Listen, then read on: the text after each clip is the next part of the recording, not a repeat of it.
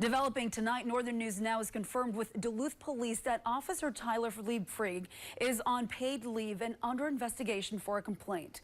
Tyler Liebfried is the same officer who was at the center of a criminal investigation in 2020 after responding to a domestic incident at a downtown apartment when he thought he heard gunshots on the other side of the door. He then fired several shots into an apartment door, striking Jared File, who was unarmed.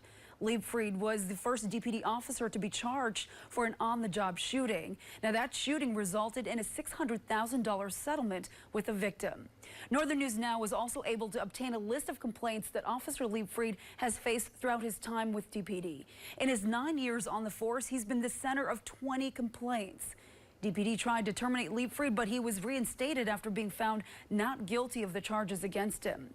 As for the details of this new open investigation, they have not been made public at this time, but we're working to learn specifics.